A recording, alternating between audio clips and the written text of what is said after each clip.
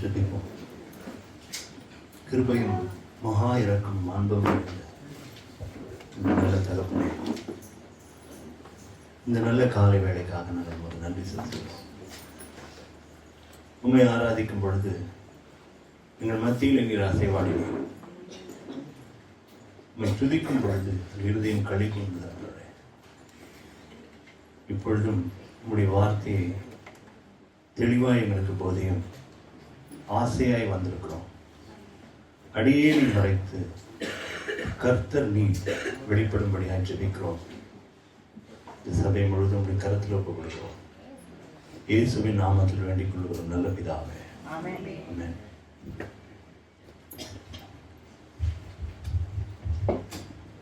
Praise the Lord. Praise the Lord. Volume. எத்தனை பேர் சந்தோஷமா இருக்கீங்க?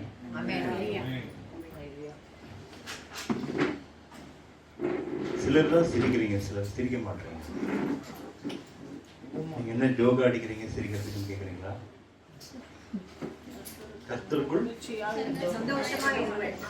எப்பொழுதும், எப்பயாவது இல்லை, எப்பயாவது சந்தோஷமா இருங்க. எப்போதும் சந்தோஷமா இருங்க. அது ஏதோ ஆப்ஷன் இல்லை, அது ஏதோ ரெக்கமெண்டேஷன் அட்வைஸ் அப்படிலாம் இல்லை. இது ஒரு கமாண்ட்மெண்ட். இருங்க. அதே மாதிரி கவலைப்படாது இருங்கள். அது என்னது?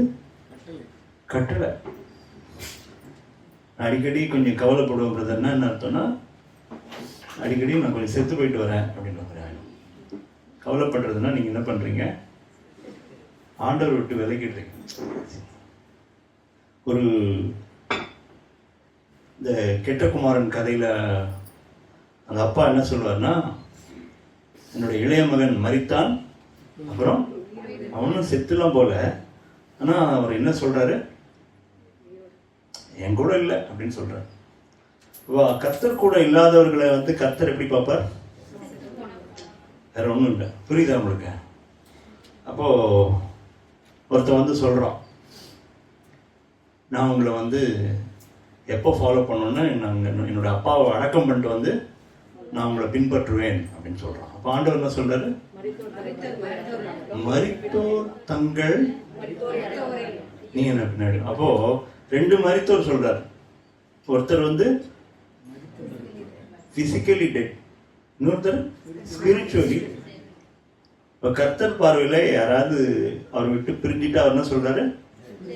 செத்து போனவங்கன்றார். நீ இதை சாப்பிடுகிற நாளிலே சாகவே மாட்டேன்னு யார் சொன்னா? அதுதான் நல்லா இருக்குல்ல காதுக்கு. சாகவே மாட்டேன்னு சொன்னாதான் சந்தோஷமா இருக்கு. ஆனா ஆண்டவர் என்ன சொல்றாரு? செத்து போயிடுவா நீ அப்படின்ற. அப்போ ஆதாம் சாப்பிட்டா, ஏவாளும் சாப்பிட்டாங்க, செத்து போயிட்டாங்களா? அப்போ ஆண்டவர் சொன்னது பொய்யா? கரெக்டா சொல்லணும். நீங்க ஆண்டவர் சொல்றது பொய்யெல்லாம் சொல்ல மாட்டார்ல. ஆண்டவர் அவர் சத்திய பிறகு எப்போதுமே சத்தியம் தான் பேசுவார். அப்போ ஆண்டவர் என்ன சொல்ல வர்றார்?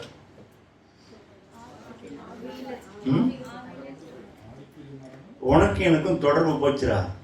என்னது? உனக்கு எனக்கு இந்த உறவு போச்சுரா. புரியுதா உங்களுக்கு? அப்போ இயேசு கிறிஸ்து பூமிக்கு வரும் பொழுது நம்ம ஆவியில உயிர்ப்பிக்கப்படுறோம் இல்ல? நம்மளை திருப்பியும் பேட்டரி கனெக்ஷன் கொடுக்குற மாதிரி திருப்பி கனெக்ஷன் கொடுக்குறாரு. கனெக்ஷன் கொடுத்து உயிர் வருது. அப்போ மீனிங் என்னன்னா, ஆண்டவரோடு கனெக்டடா இருக்கிறதா லைஃப். அப்போ அதனாலதான் ஜீசஸ் சொல்றாரு அடிக்கடி லைஃப் லைஃப் லைஃப்ங்கிறார். நானே வழியும் சத்தியமும் ஜீவனுமா இருக்கிறேன். அது இந்த ஆண்டவர் கொண்டாடப்பட வேண்டிய ஆண்டவர். சும்மா வெறுமன விளையாட்டுக்கு சாதாரணமான பிரைஸ் பண்றது எல்லாம் இவர் கிடையாது. இவர் யாரு? கொண்டாடப்பட வேண்டும். ஆக்சுவலா நான் இன்னைக்கு சைனால இருக்கணும், எல்லாருக்கும் தெரியும் சொன்னேன். அது ஏதோ கேன்சல் ஆயிடுச்சு. கேன்சல் ஆனவொன்னு ரொம்ப சந்தோஷம். ஏன்னா பாஸ்டர் இந்த வாரம் என்ன மெசேஜ் கொடுக்க சொல்லிட்டாரு. அந்த துக்கமே இல்லை. ஆண்டவருக்கு ஊழியம் செய்யறதுன்னா அவ்வளோ சந்தோஷமா இருக்கு. அந்த வார்த்தையை கொடுத்து அவங்களை உற்சாகப்படுத்தி ஆறுதல் படுத்தி எத்தனை கட்டுகள் உடையும் இல்லை, எத்தனை மண்டையில் வந்து பிசாசு வந்து போட்டு வச்சிருப்போம் இல்லை, எல்லா அவிசுவாசம் போட்டிருப்போம், அதைரியத்தை போட்டிருப்பான், குழப்பங்களை போட்டிருப்பான், குப்பையெல்லாம் போடுறான் தானே அவன். குப்பை களை, அந்த களை குப்பை அதெல்லாம் நமக்குள்ளே போட்டால் அதை நம்ம வச்சுக்கூடாது. கரெக்டு தானே? குப்பையை யாருக்காது பிடிக்குமாண்ணா? கடையில் போய் ஒரு 4 பேக் குப்பை வாங்கிட்டு வரேன்னா போய்க்கணுங்க, குப்பையே பிடிக்காது. அப்போ நம்ம என்ன பண்ணுறோம்? டெய்லி என்ன வச்சுக்கிறோம்? குப்பை நிறைய வச்சுக்கிறோம். கவலை எல்லாம் வச்சுக்கிறோம். ஒரு இந்த பெரிய பெரிய டிரான்ஸ்ஃபார்மர் எலக்ட்ரிசிட்டி இந்த இதெல்லாம் இருக்கும்போது அங்கே ஒரு போர்டு ஒன்று போட்டிருப்பாங்க, எலும்பு கூடு வச்சு ஒரு மண்டபோர்டு ஒன்று இருக்கும், பார்த்துருப்பீங்களா? இப்போ நிறைய பார்க்க முடியறதில்ல. அது பார்த்துட்டு கீழே ஒரு வார்த்தை போட்டிருக்கோம், 11,000 வோல்ட் டேஞ்சர், அபாயம். மீனிங் என்ன? அங்கே போவீங்களா நீங்கள்? ஜாலியாக பிக்னிக் மாதிரி போக மாட்டீங்களே? கண்டிப்பாக போனால் செத்துருவோம். அப்போ அவன் உண்மையாக இருக்கான். அவன் யாரு? ஈபியில் இருக்கிறவன் உண்மையாக இருக்கான். இங்கே தொட்டா செத்து போய்டுவேன் நீ அப்படின்றான். எச்சரிக்கை. இது பேர் என்னது? எச்சரிக்கை, அபாயம். இப்போ ஜீசஸும் நமக்கு நிறைய எச்சரிக்கை கொடுத்துருக்காரு. கரெக்டாக இல்லையா? நிறைய எச்சரிக்கையா இருங்கள், எச்சரிக்கையா இருங்கள். ஒரு சில எச்சரிக்கையா இருங்களை குறித்து அதை பற்றி நம்ம தியானிக்கலாம் அப்படின்னு. இம்பார்ட்டன்ட் வார்னிங்ஸ் ஆஃப் ஜீசஸ் இன்னைக்கு தேவை இல்லை? சுற்றி பார்க்குறோம், பூகம்பங்களை பார்க்குறோம் இல்லை? நினைச்சு கூட பார்க்க முடியாத அளவுக்கு பூகம்பம். கேள்விப்பட்டீங்களா? நினைச்சு கூட பார்க்க முடியாத அளவுக்கு டபுள் எர்த்குவேக். அது ரொம்ப ரேராக வருமா. எர்த்குவேக் வந்து ஃபுல்லாக எல்லாம் ஸ்மாஷ் ஆன பிறகு எகைன் உடனே அது ஒரு கொடுமை. அப்போ இதெல்லாம் பார்த்தோன்னா மனசு என்ன ஆகுது? நமக்கு ஒரு கலக்கம் வரும் இல்லை? கலக்கம் வரும், ஒரு பயம் வரும். ஒரு டிசாஸ்டர் வந்தால், திடீர்னு பெட்ரோல் விலைலாம் ஏறிச்சுன்னா, ஆண்டவர் என்ன சொல்றாரு? இதெல்லாம் வர வேண்டியதை நீங்க கலங்காம இருக்க. என்ன சொல்றாரு? இதெல்லாம் நடக்கும் தாயா, இதெல்லாம் நடக்கும். நீங்க எப்படி இருக்கணும்? கலங்காம இருங்க, திகையாதீங்க, தைரியமா இருங்க. ஆண்டவர் தானே சொல்றாரு இல்ல? கவலைப்படாதீங்க, திடமா இருங்க, சந்தோஷமா இருங்க இல்ல? ஆனா இதுக்கு எல்லாத்துக்கும் ஆப்போசிட்டா தான் நம்ம இருப்போம். கரெக்டா? நிறைய பேர் மற்றவங்களுக்கு ஒரு ஆறுதலாக தேர்தலாக இருக்கிறது இல்லை, அவங்களுக்கு ஆறுதல் சொல்கிற லெவலில் தான் அவங்க இருக்கிறாங்க இல்லை? அப்போது இயேசு, அதாவது பிரீத்திக்கு நான் கேரண்டி அப்படின்னு சொல்லிட்டு ஒரு ஆடு கேள்விப்பட்டிருப்பீங்க, பார்த்துருக்கீங்களா? இதுக்கு நான் கேரண்டி, பிரீத்திக்கு கேரண்டி, பிரீத்தி மிக்சிக்கு நான் கேரண்டி. யாராவது கர்த்தருக்கு நான் கேரண்டின்னு யாராவது ஒருத்தர் சொல்ல முடியுமா? நம்ம சொல்லணும் கர்த்தருக்கு நான் கேரண்டிங்க. இந்த கர்த்தரை நம்பினீங்கன்னா, நான் சொல்லிடுறது ஓப்பனா, இவர் தாங்க எல்லாம், இவரை நம்பினா நடக்கும், இவரை நம்பினா நீங்க என்ன எதிர்பார்க்குறீங்க அந்த விஷயம் நடந்துடும் அப்படின்னு சொல்லி நான் கேரண்டி கொடுக்குறது ஓப்பனாவே. நீங்க எங்கெல்லாம் போய் தேடிட்டு வாங்க, அது அவனோட பிரச்சனை எது ஒன்றாலும் இருந்துட்டு போட்டோம். எல்லாத்துக்கும் சொல்யூஷன் என் ஆண்டவர்கிட்ட இருக்கு. எத்தனை பேர் ஆமென் சொல்றாங்க? எல்லாத்துக்கும் சொல்யூஷன் ப்ரொவைடர் யாருன்னா ஆண்டவர் தான். ஏன்னா அவர் தானே உண்டாக்கினார் இல்லை? அது நீங்கள் எல்லாம், நான் அடிக்கடி ப்ரேயர் பற்றி சொல்லுவேன். ப்ரேயர் நான் ஒரு சின்ன இல்லுஸ்ட்ரேஷன் கேள்விப்பட்டேன். ப்ரேயர்னா என்னென்னா, ஒரு கடல் மாதிரி, கரை இருக்கு, கடல் இருக்கு. நம்மளாம் கரையில் இருக்கோம். கரையில் இருக்கிற லைஃப் எல்லாரும் இருக்கலாம், எல்லாரும் கரையில் இருக்கிற வாழ்க்கை இருக்கும். கரையிலையும் நிறைய கிடைக்குங்க அவங்களுக்கு. அங்கேயும் சுண்டெல்லாம் வைப்பாங்க, எல்லாமே இருக்கும், தென்னை மரம் இருக்கும், பொருட்கள் கிடைக்கும். கரையில் எல்லாமே கிடைக்கும் தானே. ஆனால் கடலுக்குள்ளே போனால் சிலதெல்லாம் கிடைக்கும், சிலதுல நிறையவே கிடைக்கும் இல்லை? கடலுக்குள்ளே போனால் முத்துக்கள் கிடைக்கும், இன்னும் அதிசயமான கர்த்தருடைய காரியங்கள்லாம் கிடைக்கும். இப்போ கரையில் இருக்கிற வாழ்க்கை வேணுமா, இல்லை கரையிலிருந்து கடலுக்கு உள்ளே போகிற வாழ்க்கை வேணுமான்னா, அதான் உண்மையான ப்ரேயர். எதுக்கு சொல்கிறேன்னா, நிறைய பேர் இன்னும் அதுக்குள்ளே போகலை. கரையில் இருக்கிற வாழ்க்கையை தான் வாழ்ந்துன்னு இருக்கோம். இன்னும் அதுக்குள்ளே போய் என்ன பண்ண நம்ம ஆண்டவர் யாருன்னு தெரிஞ்சிக்கவே இல்லை. நிஜமாக சொல்கிறேன்.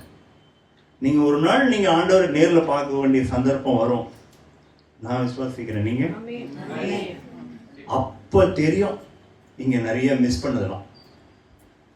புரியுதா உங்களுக்கு? என்ன நான் அடிக்கடி வருத்தப்படுற ஒரு விஷயம் என்னன்னா, இந்த ஆண்டவரை முழு இதயத்தோடு அன்பு கூறலையே அப்படிங்கிற வருத்தம் எனக்கு அடிக்கடி வரும். அதில் வேதத்தில் தானே போட்டிருக்கு, அவரோட முழு ஆத்மாவோடும் முழு பலத்தோடும் அன்பு கூறுவாய. இந்த வார்த்தைக்கு நம்ம என்னைக்காவது கீழ்ப்படிஞ்சிருக்குமா? கொஞ்சம் யோசிச்சு பாருங்க. நம்ம உங்க டாப் ஆஃப் யுவர் மைண்ட் என்ன இருக்குது, உங்க இதயத்தில் என்ன இருக்கு சொல்லுங்க. ஒருத்தரை எழுந்து சொல்லுங்கன்னு சொல்ல போறதில்ல, பயப்படாதீங்க. அப்போ உங்களுடைய மைண்ட் உடனே உங்களை நீங்க அனலைஸ் பண்ணி பார்க்கணும்னா, அவங்கள நீங்க ஆராய்ச்சி பார்க்கணும். உங்க மனசுல எடுத்த உடனே என்ன இருக்கு? யாரும் சொன்னாங்க பிரச்சனை இருக்கு. யாருக்கு தான் இல்லை, இயேசுக்கு இருந்துதா இல்லையா? என்னைக்காவது இயேசு ஓரமா உட்காந்து அழுது பார்த்துருக்கீங்களா? இன்னைக்கு நாளைக்கு மறுநாள் நான் இந்த ஊழியம் செஞ்சுட்டு அப்புறம்தான் நான் போவேன்னு சொல்லி அந்த நரிக்கு போய் சொல்லுங்கன்ற. எவ்வளவு தைரியம் பாருங்க, பயங்கர தைரியம். இப்பதானே உங்களை கல்லறிய பார்த்தாங்க, இப்ப போய் போறேன்றீங்க. அப்பதான் போறாரு.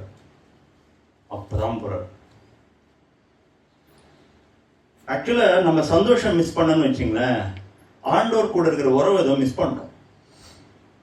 புரியுதா நான் சொல்றது? சந்தோஷங்கிறதுக்கு காம்ப்ரமைஸே கிடையாது. எனக்கு சந்தோஷம் போச்சு, 1000 பிரச்சனை இருந்துட்டு போட்டோம்.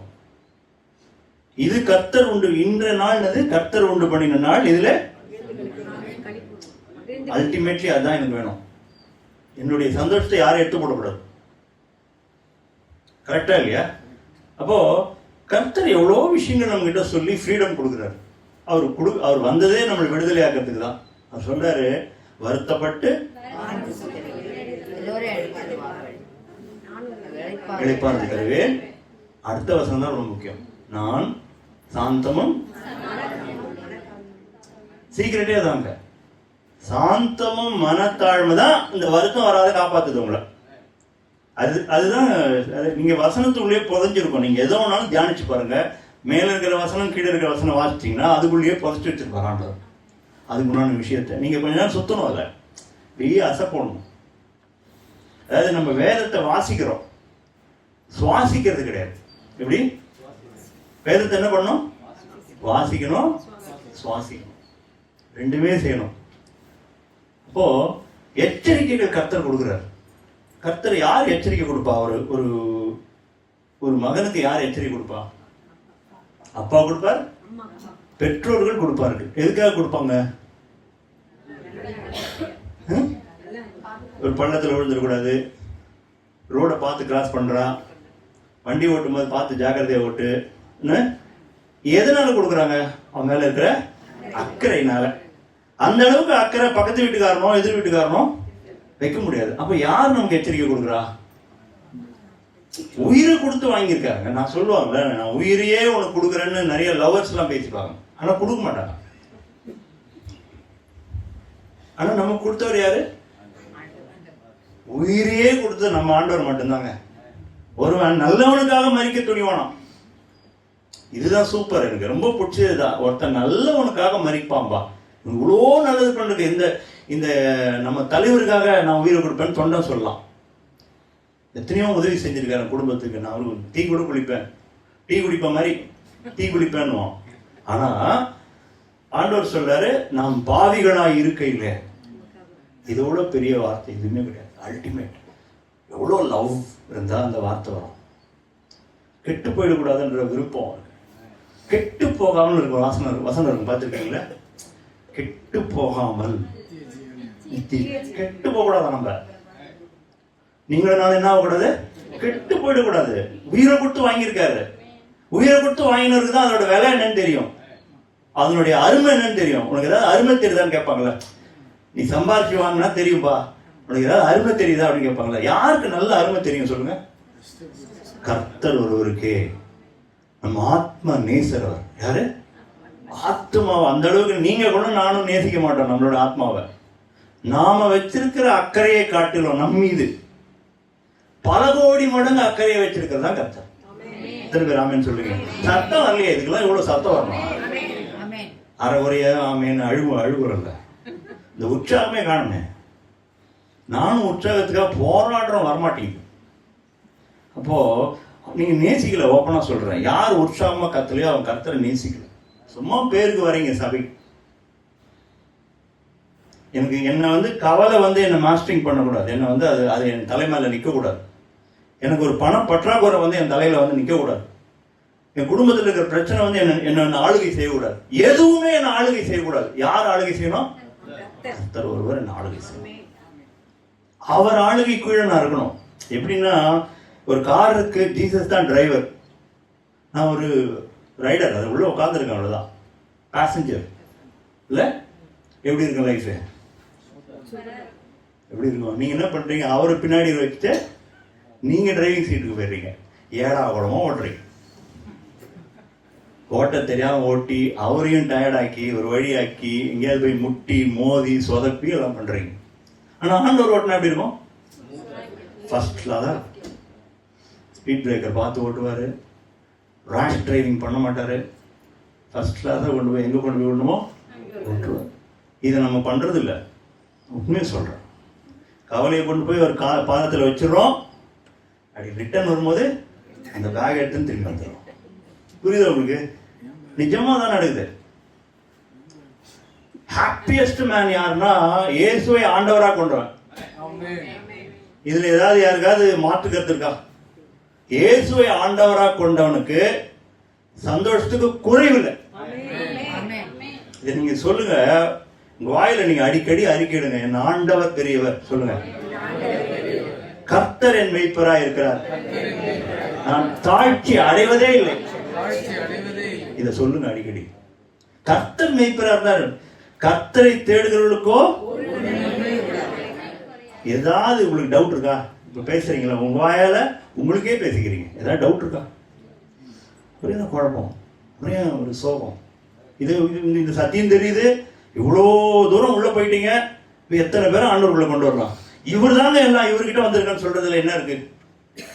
என்ன குழப்பம் உங்களுக்கு? டவுட் இருக்க வந்தா சுவிசேஷம் அறிவிக்க மாட்டான். ஏதாவது ஒரு டவுட் இருக்குன்னு வச்சுங்களேன், அவன் தான் என்ன பண்ண மாட்டான், இந்த இயேசுவை பத்தி மற்றவங்கிட்ட சொல்லவே வாயை திறக்க மாட்டான். உம்முன்னு வச்சிருப்பான். உம்முன்னு வாய் ஒட்டினா மாதிரி இருக்கும், திறக்கவே திறக்க. சில சமயம் மிஸ் பண்ணும்போது ரொம்ப வருத்தமா இருக்கும். ஒரு கேப் டிரைவரா இருக்கட்டும், யாராவது இருக்கட்டும், திடீர்னு என்ன சார் கடவுள் பற்றி கேட்குறீங்க திடீர்னுறோம். இப்போதான் ஒரு கேப் டிரைவர்கிட்ட பேசிட்டே வந்தேன். என்ன சார் உனக்கு கடவுள் பக்தி இருக்காப்பான்னு கேட்பேன். என்னுடைய வே ஆஃப் டாக்கிங்கே அப்படி தான் ஆரம்பிக்கிறது. இது முதல்ல எந்த ஊருக்கு கேட்பேன், எப்படி உங்களுக்கு ஓடுது, நல்லா ஓட்டுறீங்களா, நல்லா உங்களுக்கு வருமானம் வருதா, சொந்த வண்டியா வாடகை வண்டியா, இப்படி கொஞ்சம் தூரம் ஓடும். இதெல்லாம் பேசணும்ல, உங்கள் குடும்பம் எப்படி இருக்குது, ஃபேமிலியா, எல்லாம் சொல்லுவான். பாவம் சொல்ல உடனே கடவுள் நம்பிக்கை தான் அவனுக்கு இருக்கா. என்ன சார் திடீர்னு இப்படி கேட்குறீங்க? அவ்வளோதான், முடிஞ்சு போச்சு. நான் ரொம்ப சந்தோஷம் இருக்கேன்னு சொல்லுவேன். ஆமாம் சார், எங்களுக்கெல்லாம் அவ்வளோ பிரச்சனையாக இருக்குது சார், இப்படி ஏதாவது ஒன்று சொல்லுவாங்க. அப்போ உள்ள வருது, ஒன்றை மாதிரி தான் பண்ணணும். ஆனால் எனக்கு ஆண்டவர் இயேசு, அதனால என் கவலை கஷ்டம் எல்லாம் ஒரு மேலே வச்சிடறேன். நீ இப்போ புலம்புறல்ல, இது மாதிரி நாங்கள் யார்ட்டையும் புலம்புறது இல்லைப்பான்னு சொல்றது. நீ புலம்பிட்டு வந்தல, என்னத்த சார் ராபிடோவில் என்ன சார் கமிஷன் கொடுக்குறோம், என்ன சார் எல்லாத்தையும் எடுத்துக்கிறான் சார் அவன். பாருங்க சார், இந்த அமௌண்ட்டாக கொடுக்க முடியும், இதுக்கெல்லாம் நாங்கள் ஓட்ட முடியுமா சார்? அதனால தான் சார் நாங்கள் டிப்ஸ் கேட்குறோம் இப்படி. ஸோ அவங்க சொல்கிறாங்கல்ல, ஆண்டவர் நான் சொல்கிறது, நீங்கள் புலம்புறீங்களே, அதை நாங்கள் புலம்ப மாட்டோம். அந்த சீக்ரெட் எல்லாம் ஓப்பன் பண்ணுறோம். அதாவது நிச்சயமாகவே அவரை குறித்து சந்தோஷம் இருந்தால் சுவிசேஷம் சொல்லி சொல்லி சொல்லி வாய் வலிக்கும். அப்படி இருக்கணும். கர்த்தர் நல்லவருங்க, மறந்துடாதீங்க. அவரை போல நல்லவர் யாருமே கிடையாது. அவர் நினைச்சாலே கண்ணீர் வர்றானுங்க, அவ்வளோ நல்லவர். கொஞ்சம் கூட டவுட் வச்சுக்காதீங்க. உங்களுக்கு இன்னைக்கு எல்லா டவுட்டையும் ஆண்டவர் கிளியர் பண்ணுவார். இன்னைக்கு விடுதலை தான், உங்களுக்கு விடுதலை பண்ணி தான் வெளியே அனுப்புவார். Complete freedom. இது நான் கொடுக்கறதெல்லாம் கிடையாது, ஆவியானவர் கொடுப்பார். கர்த்தர் விடுதலை ஆக்கினா மெய்யாகவே விடுதலை. ஒரு சில எச்சரிப்பு மட்டும் நான் வாசிச்சுட்டு முடிக்கிறேன். கர்த்தர் இயேசு ஒரு முதல் விஷயத்துக்கு ரொம்பவும் எதிர்த்து நின்னார். எது தெரியுமா? அது இயேசு வாயில வரும், எது சொல்லுங்க? அதுக்கு ரொம்பவும் ஆண்டவருக்கு பிடிக்காது.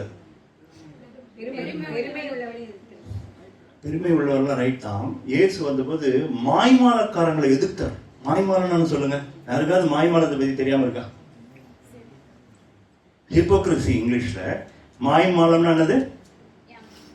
நான் சின்ன ஒரு அது விளக்கம் கொடுக்குறேன். மாய்மாலம்னா உள்ள ஒரு வாழ்க்கை, பேசுறது ஒண்ணு. நம்ம அரசியல்வாதி ஞாபகம் வச்சுக்கோ, அது ஒன்றும் கன்ஃபியூஷனே வேண்டாம். நமக்கு முன்னாடி இருக்காங்க, மேடையில் ஒரு பேச்சு, ரோடு போடாமையே ரோடு போட்டதாக டெண்டர் விடுறது, இன்னும் நிறைய இருக்கு. அப்போ வாயில் என்னன்னாலும் பேசுறது, ஆனா உள்ள என்ன வாழ்க்கையில ஒண்ணுமே இல்லை. அது செய்யறது இல்லை. இயேசு வந்து மத்திய 23 சொல்லுவார், ஃபுல்லா மாயக்காரரே பரிசேயரேன்னு சொல்லிட்டே இருப்பார். நீங்க ஒரு விரல்ல கூட அந்த வேலையை செய்ய மாட்டீங்க, அவங்ககிட்ட 1000 பாரத்தை தூக்கி அவன் மேல வைக்கிறீங்க. அப்ப என்ன புரியுதுன்னா, ஆண்டவருக்கு எது பிடிக்காது அப்படின்னா, எது பிடிக்காது? மாய்மாலம் பிடிக்காது. அதை எச்சரிக்கிறார் ஆண்டவர். அதனாலதான் அந்த எச்சரிப்புல வருது. 3 விஷயம் சொல்றாரு மத்தேயுல. எதெல்லாம் நம்ம வந்து ஓப்பனா பண்றோமோ அதெல்லாம் சீக்கிரட்டா பண்ணுன்றார். எதெல்லாம் ஓப்பனா பண்றோம்? பிரேயர் பத்தி பேசுறார், கிவிங் தான தர்மத்தை குறித்து பேசுறார், அப்புறம் உபவாசத்தை குறித்து பேசுறார். 3 விஷயத்தையும் நீங்க வந்து எல்லாருக்கும் தம்பட்ட அடிச்சு சொல்லிட்டு பண்ணாதீங்கன்றார். எச்சரிக்கையா இருங்கன்றார். அதுல எச்சரிக்கையா இருங்கிறார். எதுல? உபவாச கூடுவேன்னு பெரிய போர்டு போட்டுலாம் வைக்கக்கூடாது. உபவாசம் இருக்கிறதே உங்க முகவாடலை வந்து மற்றவனுக்கு காமிக்காதன்றாரு. முகவாடலை காமிக்காத, இப்படிலாம் வச்சுக்காத. அவன் பார்த்தா என்ன பிரேயர்ல இருக்கீங்களான்னு கேட்டுறக்கூடாது, என்ன ஃபாஸ்டிங்ல இருக்கீங்களான்னு கேட்டுறக்கூடாது. நல்ல எண்ணெய் தடவி தலையை வழிக்க வாரிக்கின்றார் ஆண்டவர். சுத்தமா முகத்தை கழுவுங்கிறார். பார்த்துருக்கீங்களா அந்த வசனம்லாம்? பார்த்துருக்கீங்களா? முகத்தை ஃபேஸ் வாஷ் பண்ணு, ஃப்ரெஷ்ஷா இரு. மற்றவங்க பார்த்தா ஃபாஸ்டிங்ல இருக்குன்னு காட்டாத. இப்ப இதுல என்ன சொல்ல வர்றாரு? இதுல என்ன சொல்ல வர்றாரு? ஏன் இவ்வளவு இதுக்கு சீரியஸா இருக்காரு? எதுலையுமே மற்றவங்களுக்கு நீ காமிக்க கூடாது. வலது கை செய்வதை அறிய வேணான்றார். அறியாம இருக்குமா? இந்த கை கொடுத்தா இந்த கை தெரியாதா? தெரியாதா? மீனிங் என்ன தெரியுமா? அதை நான் ரொம்ப நாள் யோசிச்சுட்டே இருந்தேன். என்ன வலது கை கொடுத்தது இடது கை தெரியாதுன்னா, இடது கையும் வலது கையும் பக்கத்துல தானே இருக்கு. இது என்ன சொல்ல வர்றாரு? அன்னைக்காவது யோசிச்சிருக்கீங்களா? அதை என்ன சொல்லுங்க பார்க்கலாம். உங்க கான்சியஸ்னஸ்க்கே வரக்கூடாதுன்றது. கொடுத்தனா அடுத்தது அந்த வேலையை பார்த்துட்டு போயிட்டே இருக்கணும். இதை போய் 4 பேர்கிட்ட சொல்லி தெரியக்கூடாது. நமக்கு நானே படுத்துக்கிட்ட பார்த்தியா ஒரு 10 பேருக்கு ஹெல்ப் பண்ணி நம்ம கூட சொல்லக்கூடாது. புரியுதா சொல்றது? தானம் தர்மம் பண்றது சொல்லவே சொல்லாத. சொல்லிட்டடா என்ன ஆகும் சொல்றாரு? You got everything in this earth. நீ எல்லாத்தையும் வாங்கி வச்சு நீ அங்க போய் எதிர்பார்க்காதங்கிறார். எங்க போய்? மேல போய். எவ்வளோ இது இந்த ஏமாற்றம் எல்லாம் நிறைய கிறிஸ்டியன்ஸுக்கு மேல வரும். காட் சொல்லுவார், நீ கொடுத்தது எல்லாம் அங்கேயே காலி பண்ணிட்டேன்னு சொல்லுவார். தான தர்மம் சீக்கிரட்டா பண்றது எச்சரிக்கையா. உபவாசம் சீக்கிரட்டா பண்ண, அதை போய் சொல்லிட்டு தெரியாது. ஜெபம் பண்றது கூட அறையை பூட்டி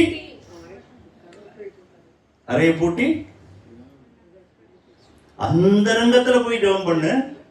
அந்த ரங்கத்தில் பார்க்கிறவன் பிதா அங்க காட்டிட்டு வரவங்க ஆண்டவர். சைலண்டா எனக்கு ஆண்டவர் பேசினார். நீ அறையில பேசின காரியத்துல நான் ஒரு ஊழியக்கார ஜெபம் பண்ணும்போது அந்த வார்த்தை வந்தது. நீங்க உங்களுடைய ஜெபம்லாம் கேட்கலன்னு நினைச்சிடாதீங்க. நேத்தான் பிரதர் சுஜந்த் கிட்ட பேசிட்டு இருந்தேன்.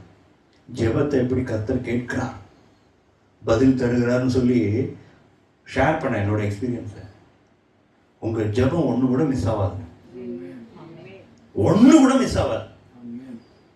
அதுவும் நீங்க மற்றவங்களுக்கு பரிந்து பேசுற ஜெபம் சான்ஸே இல்லை. கர்த்தர் அவ்வளவு நல்லவர். ஜெபிக்கிற மனுஷன்னா கர்த்தரோட உறவாடுகிற மனுஷன். தானியல் மாதிரி. தானியலுக்கு தான் வெளிப்படுத்துறாரு அந்த சீக்கிரட்ஸ் எல்லாம், மற்றவங்களுக்கு எல்லாம் வெளிப்படுத்தல. அவன் என்ன தடையானாலும் 3 வேளை ஜெபிக்கிறத உடவே மாட்டான். அவன் போய் அவன் பலகணியில திறந்து முட்டி போட்டு ஜெபிக்க ஆரம்பிச்சிடும். எவ்வளோ நல்ல மனுஷன். 3 ஜெனரேஷன் பார்க்குறான். அவன் அருமையாக இருக்கும். அந்த கதை படிச்சு பாருங்க, தானியலை படிச்சு பார்த்தீங்கன்னா ரொம்ப ஆச்சரியமாக இருக்கும். ராஜா என்ன தெரியுமா உத்தரவு போடுவான், நான் சொன்ன விடுகதையும் சொல்லணும், அதுக்கு பதிலையும் சொல்லணும். எப்படி? இப்போ நான் ஏதோ ஒன்று சொன்னேன், மாற்றி ஏமாத்திட்டு போயிடலாம்ல. இப்போ நான் ஒன்று ஏதோ ஒரு விடுகதை சொல்கிறேன், இது மாதிரி எனக்கு ரிவீல் ஆச்சுன்னு சொல்கிறேன். சொன்ன உடனே ஒரு மந்திரவாதி வராது, இதை தாங்க உங்களுக்கு சொன்னார், உங்களுக்கு தெரியாது அதுன்ட்டான்னு வச்சுங்களேன், விட்டுருலாம்ல. இப்போ என்ன பண்ணுறான், கொக்கி போடுறான். நான் என்ன கனவு கண்டனோ அதையும் நீ சொல்லணும், அதுக்கு மீனிங்கும் சொல்லட்டான். லாக் பண்ணிட்டான். அதை மாட்டிப்பான்ல, கனவு என்னன்னு சொல்ல தெரியாதுல்ல உனக்கு. அவனெல்லாம் எல்லாரையும் கில் பண்ண போறான். இப்போ தானியல் ஓடி வர, நான் ரிலீஸ் பண்ற எடுத்தையும். ஏன் சொல்ற சொல்லுமா அதை? நான் யோசிச்சேன், தானியலுக்கு மட்டும் ஏன் ரிவீல் பண்ணாருன்னு யோசிச்சா, தானியல் தேவனோடு உறவாடுற ஒரு மனுஷன். நான் சொல்றது புரியுதா? உங்க பிரேயர் எப்படின்னா, இதே வாசிக்கிறது சுவாசிக்கிற மாதிரி, பிரேயரும் அதே மாதிரி மூச்சு விடுற மாதிரி. பிரேயரை நிறுத்திட்டீங்கன்னா மூச்சை திட்டிங்க போட்டு போச்சு. நான் 2 நாளாக ப்ரே பண்ணல பிரதர் அப்படின்னு அர்த்தம். 2 நாளாக நீங்கள் மூச்சு விடல பிரதர்னு சொல்லுவேன். நான் நிஜமாக சொல்கிறேன். அப்போ பிரேயர், உபவாசம், அப்புறம் தான தர்மம், 3ஐயும் குறித்து எச்சரிக்கையாண்டாரு. இன்னொரு இடத்துல புளித்த மாவை குறித்துன்னு இருக்கும். யாரோட புளித்த மாவு? பரிசேயர்களோட புளித்த மாவு. அந்த புளிச்ச மாவுக்கு மீனிங் என்ன தெரியுமா? மாய்மாலம். மாய்மாலத்தை குறித்து எச்சரிக்கையா இருங்க. உள்ள ஒன்றும் வெளியே ஒன்றுமா இருக்காதீங்க அப்படின்னு ஆண்டவர் எச்சரிக்கிறார். 2வது விஷயம், இந்த பொருளாசையை குறித்து நீங்கள் எச்சரிக்கைன்னு வந்துச்சுனாலே நீங்க டேஞ்சர் ஜோனுக்குள்ள இருக்கீங்கன்னு அர்த்தம். எச்சரிக்கைப்பா, அதை வந்து ஒரு ஆப்ஷனாவோ ஒரு இதாவே சொல்றது இல்லை. எச்சரிக்கை அப்படின்ட்டாலே என்னது? எத்தனை பேருக்கு பொருளாசை இருக்கு? கை தூக்குங்க. உண்மையா தூக்கிட்டாரு அவரு. எதுக்கு சொல்றேன்? நீங்களாம் தூக்கலன்றதுனால நாங்கள் நம்ப முடியாது உங்களை. அதுக்காக உங்களை நம்ப முடியுமான்னு எனக்கு தெரியும். உங்களை பத்தி, என்னை பத்தி எனக்கு தெரியாத மாதிரி உங்களை பத்தி தெரியும். ஸோ இதெல்லாம் ஜெயிக்கணும். சரி, இங்க குற்றப்படுத்துறதுக்கோ உங்களை கிண்டல் அடிக்கிறதுக்கோ இல்லை வந்து அதுக்கெல்லாம் கிடையாது. கர்த்தர் நமக்கு ஏற்ற வார்த்தையை நம்ம என்ன நிலைமை இருக்குன்னு அவருக்கு தெரியும். நான் உத்தமம் கிடையாது, நீங்களும் உத்தமர்கள் கிடையாது. நம்ம வந்து நிறைய விஷயத்துல தவறுகிறவர்களா இருக்கும். யாக்கோபு சொல்றாரு, என்னது? நிறைய விஷயத்துல தவறுறோமா. அப்போ பொருளாசைங்கிற ஒரு காரியம், இந்த வசனம் மட்டும் வாசிங்க, லூக்கா 12:15.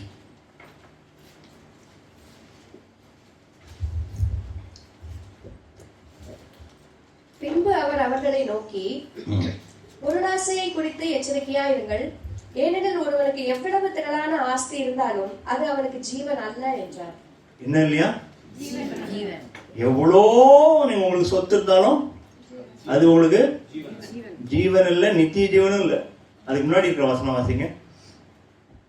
அதற்கு அவர், மனுஷனே, என்னை உங்களுக்கு நியாயாதிபதியாகவும் பங்கிடுகிறவனாகவும் வைத்தவன் யார் என்றார். இல்ல அந்த வசனம் ஒரே நிமிஷம்.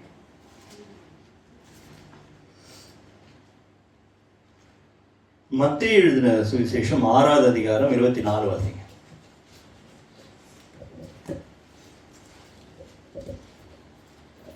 இரண்டு எஜமான்களுக்கு ஊழியம் செய்ய ஒருவனாலும் கூடாது. ஒருவனை பகைத்து மற்றவனை சிநேகிப்பான், அல்லது ஒருவனை பற்றி கொண்டு மற்றவனை அசட்டை பண்ணுவான். தேவனுக்கும் உலக பொருளுக்கும் ஊழியம் செய்ய உங்களால் கூடாது. முடியாதுன்றாரு. அப்ப என்ன பண்ண முடியாதா? தேவனுக்கும் பிசாசுக்கும் சொல்லல. தேவனுக்கும் பிசாசுன்னா கூட ஒரு லாஜிக் இருக்கு. ஆனா அவர் ஆண்டவர் என்ன சொல்றாரு? தேவனுக்கும். இப்ப நம்ம எல்லாம் உலக பொருளுக்கு ஊழியம் செய்யாம வேற என்ன பண்றோம் அப்படின்னு நீங்க கேட்க கூடாது. இங்க வந்து ஏர்னிங்கை பத்தி ஆண்டவர் சொல்ல. எதை பத்தி சொல்ல? ஏர்னிங். என்னுடைய தேவனே மணி, என்னுடைய தேவனே பேங்க் அக்கௌண்ட், அதுல ₹1 குறைஞ்சாலும் எனக்கு வேதனை வந்துடும். அதுதான் கடவுள். புரியுதா உங்களுக்கு சொல்றது? அதுல இருந்து ₹1 எனக்கு குறைஞ்சிடக்கூடாது. ஒரு லாஸ் வந்தா கப்பலே கவிழ்ந்த மாதிரி அது என்ன பண்ணுது? உங்களை மாஸ்டரிங் பண்ணுது. என்ன பண்ணுது? ஆளுகை செய்யுது. அப்போ ஆண்டவர் சொல்றார், தேவனுக்கும் உலக பொருளுக்கும் மணிக்கும் ஊழியம் எச்சரிக்கையா இருங்க. அதுல எச்சரிக்கையா இருங்க. நீங்க கடைசி நாள்ல வந்து இதெல்லாத்துலயும் தோத்துட்டு கடைசியில் அவருக்கு முன்னாடி வந்து நிற்க முடியாது. மூணாவது விஷயம், அதுலதான் நிறைய பேருக்கு கவலையே எதுல வருதுன்னா அந்த உலக பொருள்ல தான் கவலை. வேணுட்டே சிலருக்கு கர்த்தர் நஷ்டத்தை அனுமதிக்கிறார். நம்ம பண்ண சொல்றேன், யாருக்கு சொல்றாரு தெரியாது. வேணுட்டே கர்த்தர் என்ன பண்றாரு, நஷ்டத்தை அனுமதிக்கிறார். நஷ்டத்தை அனுமதிக்கும் போது தான் உங்களுடைய நிலைன்னு உங்களுக்கே தெரியும்.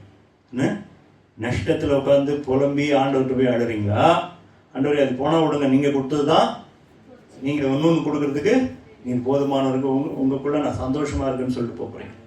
இல்லையே, இதை நீங்க சொல்லிட்டீங்கன்னா பொருளாசையிலேருந்து வெளியே வந்துட்டீங்க. நிறைய பிச்சைக்காரங்கெல்லாம் பார்த்துருப்பீங்களா, அவங்கெல்லாம் பொருளாசை இல்லாதவங்களான்னு எவ்வளோ சண்டை வரும் தெரியுமா பிச்சைக்காரங்களுக்குள்ள.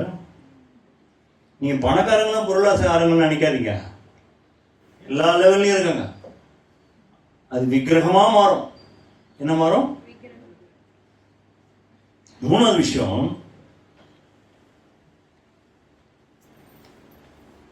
இன்னொரு ஒரு முக்கியமான விஷயம், ஒரு 6 விஷயம் தான் சொல்ல போறேன்.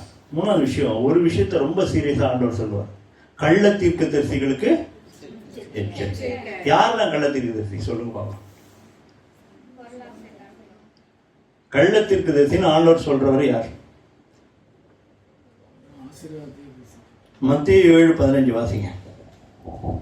கள்ள தீர்க்கதரிசிகளுக்கு எச்சரிக்கையா இருங்கள், அவர்கள் ஆட்டுத்தோலை போர்த்து கொண்டு உங்களிடத்தில் வருவார்கள், உள்ளத்திலோ அவர்கள் பட்சிக்கிற ஓநாய்கள். எதை போட்டுக்கிட்டு வருவாங்க? பார்க்கறதுக்கு எப்படி இருக்கும்? ஆடு மாதிரியே இருக்கும். உள்ள என்ன இருக்கும்?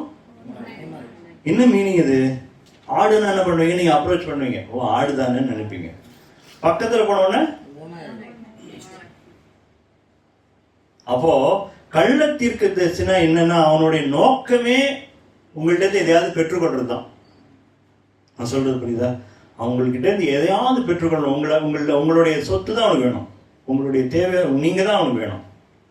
பேசுறதெல்லாம் ஒன்னே ஒன்று சொல்றேன், கள்ள தீர்க்கதரிசி வசனத்திலேயோ இல்ல வார்த்தைகள் கொடுக்கறதுலயோ ஒரு குறை இருக்காது, அட்டகாசமா இருக்கும். இயேசு ப்ரீச் பண்ண மாதிரியே இருக்கும், ஒரு டிஃபரன்ஸ் பார்க்க முடியாது.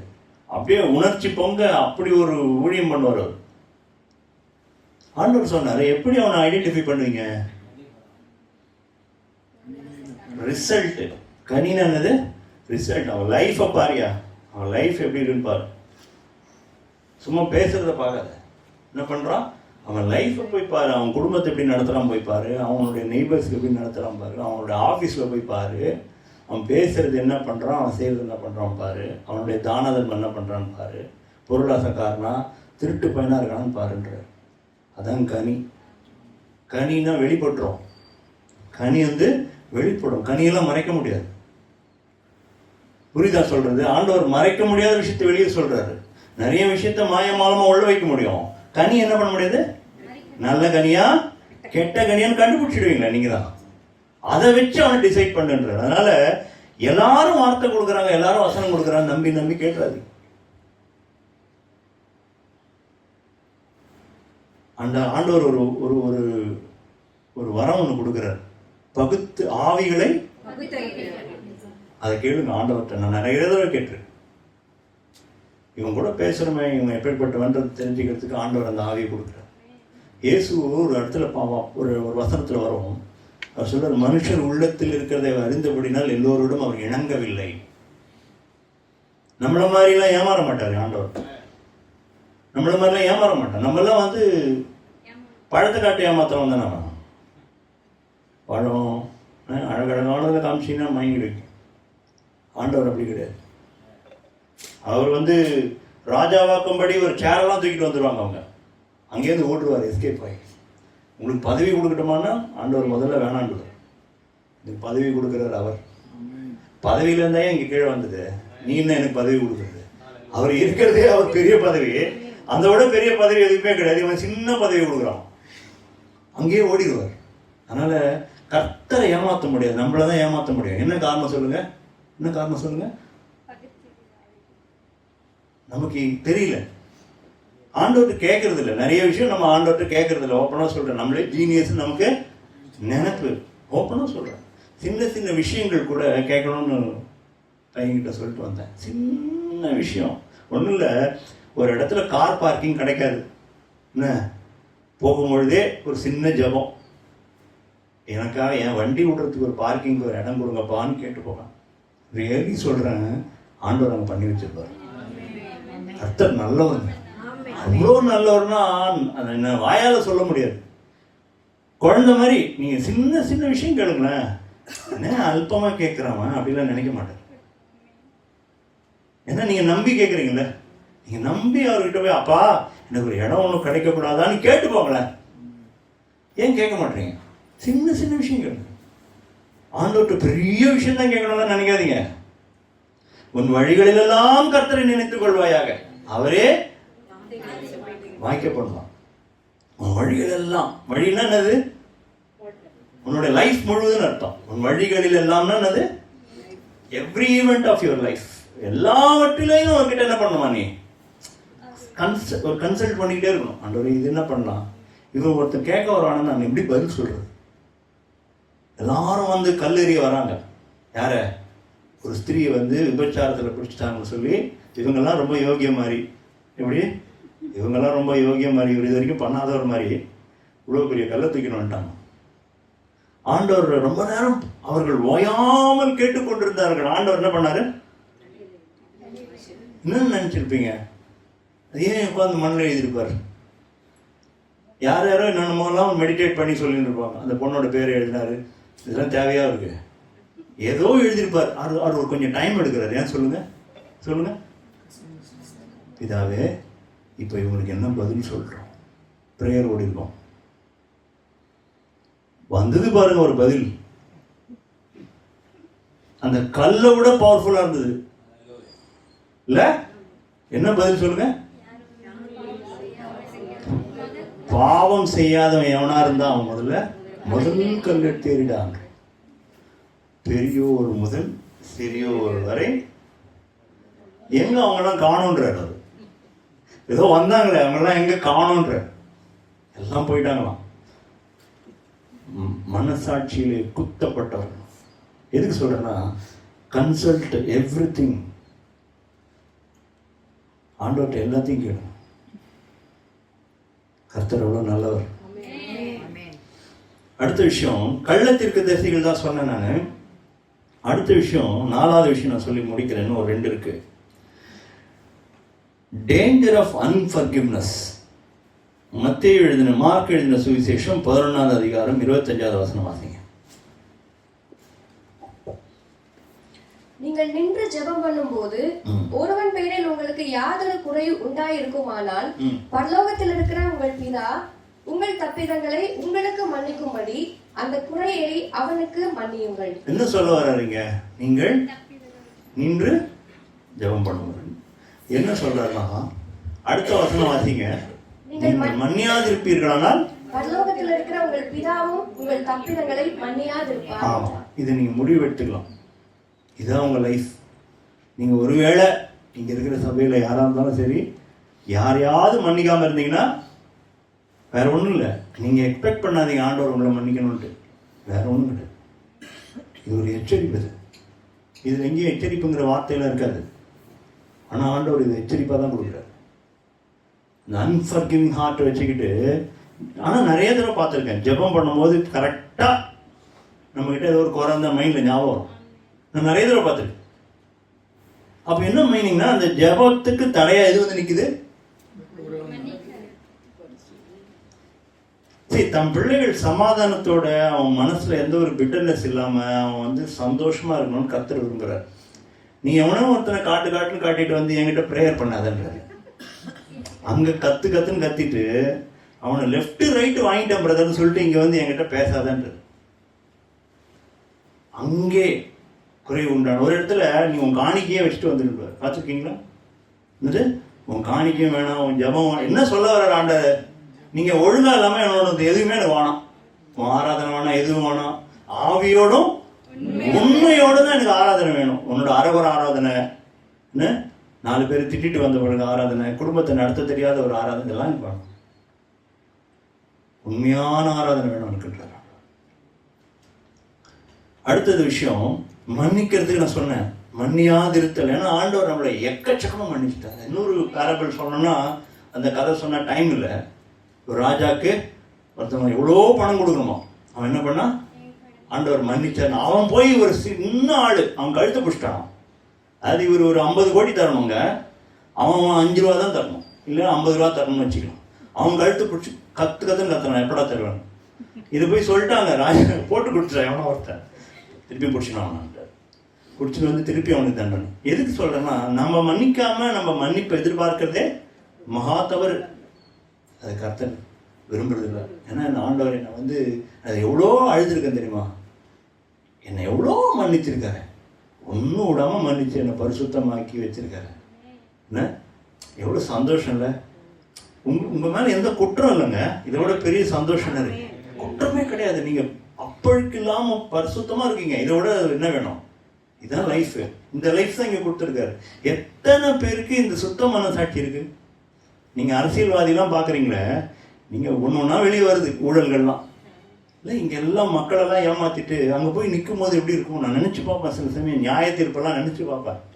அந்த நியாய தீர்ப்பு நாளிலே நினைச்சு பார்ப்பேன், நீதியாய் நியாயம் இருக்கிறவர். இங்க 1000 லாயர்ஸை வச்சு அதை பண்ணி இதை பண்ணி ஏதோ போட்டு வெளியே வந்துடலாம்ல, அங்க முடியுமா? நினைக்க முடியுமா? யோசிச்சு பாருங்க. நீங்களும் நானும் இல்ல, நீங்களும் நானும் பரிசுத்தமாய் நீதியாக நிற்போம். யாரோட நீதி?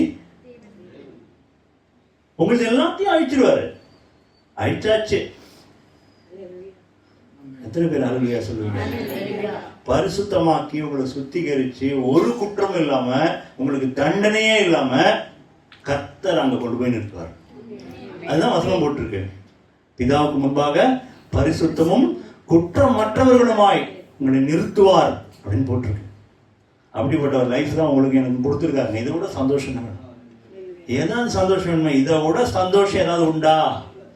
எத்தனை கோடி கட்டா அது கொடுத்தா கிடைக்கும்? அது ஜாமீனுக்கு பைசா வேணும்.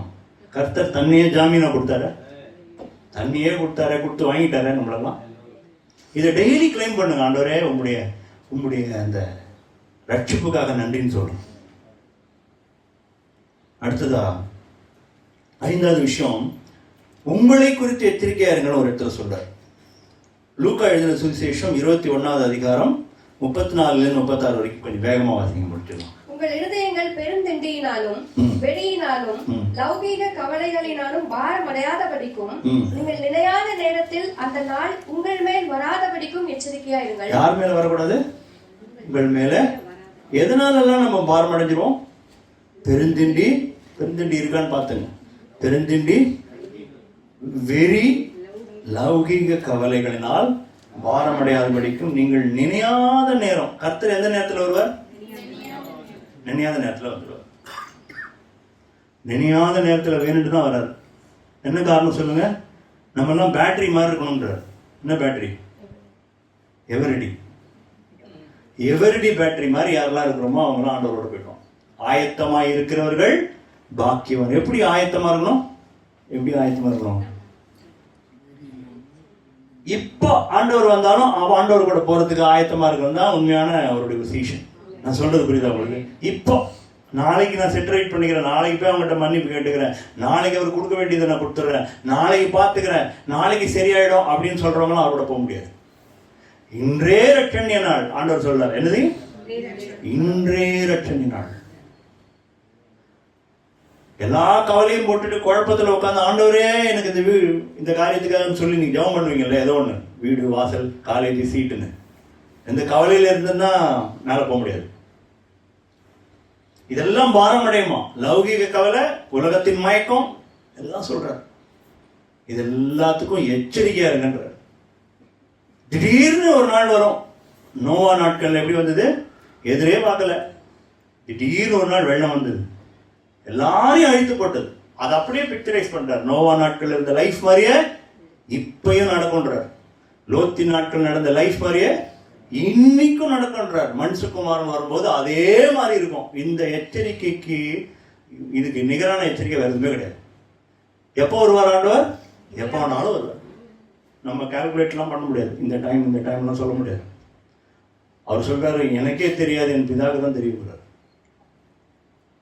ஆறாவது விஷயம்,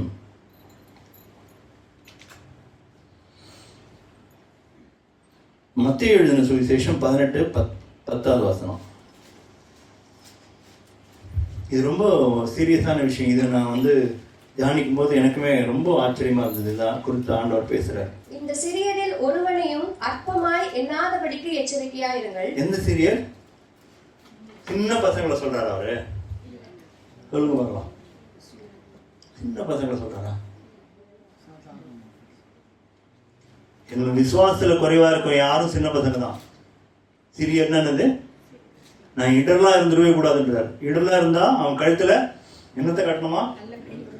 எந்திர கல் வேற, லைட் வெயிட் கல்லாம் கிடையாது, இல்லை ஹெவியா இருக்கும். எந்திர கல்லாம் அந்த காலத்துலாம் இவ்வளோ பெரிய கல் அவன் கழுத்துல கட்டி தப்பி தவறி கூட மேலே வந்துடக்கூடாதுன்றார். அப்படிப்பட்ட ஆளை கடல்ல போட்டு என்ன சொல்ல வர்றாருன்னா, இந்த சிறியரில் அற்பமா என்ற காரியம். நம்ம இங்க எச்சரிக்கையா இருக்கிற விஷயமே என்னது? அற்பமா எண்ணிடக்கூடாது. யாரையுமே எந்த மனுஷனையுமே என்ன பண்ணக்கூடாது? அற்பமா எண்ணக்கூடாது. தப்பி தவறி கூட நினைச்சிடக்கூடாது. இவன்லாம் என்ன அப்படின்னு நினைக்கக்கூடாது. அரசியல்வாதிலாம் என்ன, இவன்லாம் என்ன, இவன் நேற்று வந்தவன் தானே, இவனுக்கு என்ன தெரியும், நினைச்சிடாது.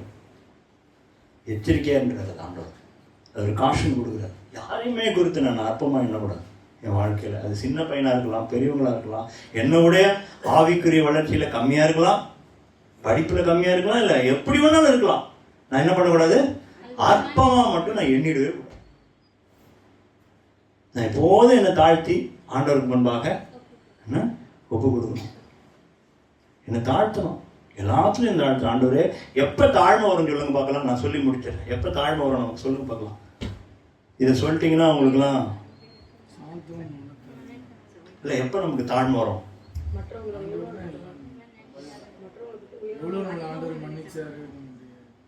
எப்ப தாழ்மை வரும்னா, இந்த நிலையில இருக்கிற என்ன ஆண்டவர் ரட்சித்தாரு அப்படின்னு நினைக்கும் போது, எந்த பாவியா இருக்கிற நானு, எவ்வளோ விஷயங்கள் என்கிட்ட கேடு இருக்குது, இப்படி இருக்கிற மனுஷனை இவ்வளோ நேசிச்சாரு அப்படின்னு நம்ம நினைக்க நினைக்க நினைக்க தாழ்மை ஆட்டோமேட்டிக்கா. நான் ஒண்ணுமே இல்லப்பா, உங்களால தான் இன்னைக்கு நான் உயிரோடு இருக்கேன், இது தாழ்மை. புரியுதா உங்களுக்கு? நான் செஞ்ச எந்த ஒரு நற்கிரியினால நீங்க ரட்சிக்கலப்பா, என் மேல அன்பு வச்சு என்ன ரட்சித்தீங்க, இது தாழ்மை. என்னை இவ்வளவு தூரம் உயர்த்திருக்கீங்களே, என்னுடைய சொந்த பலன், என்னுடைய சாமர்த்தியம் ஆண்டவரே, உங்களுடைய கிருபை, அது பேர் தாழ்மை. இப்படி தாழ்மையா இருந்தோம்னு வச்சுங்களேன், மற்றவங்க அற்பமா எண்ண மாட்டோம். ஜெபத் நான் ஒன்னேன்னு சொல்லியிருக்கேன், நிறைய தடவை சொல்லியிருக்கேன், நீங்க ஜெபத்துக்கு போலனாலே நீங்க தாழ்மையா இல்லைன்னு அர்த்தம். ஏன்னா நீங்க அவரை டிபெண்ட் பண்ணல. யாருக்கு சின்ன குழந்தை இருக்கு, கை குழந்தை, அதுவா தன்னிச்சையா எல்லாம் செஞ்சுக்குமா, இல்ல தாய் அம்மாவை நம்பி இருக்குமா? ஏன்? தன்னுடைய இயலாமை அதுக்கு தெரியுது. நீங்களும் நானும் எப்படி இருக்கோம்? ஆண்டவரே இல்லைனாலும் பரவாயில்ல, இன்னைக்கு நான் ஓட்டிடுவேன்னு சொல்றதுனால தான் ஜெபத்துக்கு நீங்க போக மாட்டீங்க. நான் சொல்றது புரியுதா? ஆண்டவர் இன்னைக்கு என்னைக்கும் போல நான் இன்னைக்கும் வாழ போறேன், ப்ரே பண்ணாட்டா எனக்கு என்ன, இன்னைக்குதான் எல்லாமே நடக்குது, இன்னைக்கும் வேலைக்கு போவேன் வருவேன் போவேன் சொல்றோமா இல்லையா? அப்ப தாழ்மையா இருந்தா என்ன ஆகும்? அவரே எல்லாம் சொல்லுவோம், கர்த்தரே மகிமைப்படுவார்னு சொல்லுவோம். நம்ம ஜெபிக்கலாம். எல்லாரும் எழுந்திருக்கும்படி கேட்கிறேன். கர்த்தர் இருதயத்தில் பேசின காரியங்களை தியானிச்சு உணர்வு உள்ளவர்களா ஆண்டவர் சொல்றாரு. உணர்வு காது உள்ளவன் எவனோ கேட்க கடவுள் என்று சொன்னார். பரிசுத்தர் நம்மோடு கூட பேசின வார்த்தைகளுக்காக நன்றி செலுத்துவாங்க. நீங்க எவ்வளவு எச்சரிக்கைகளை கொடுத்துருக்கீங்கப்பா, எங்க மேல அன்பு அக்கறை, நாங்கள் கெட்டு போகக்கூடாது என்பது உங்களுடைய ஆசை.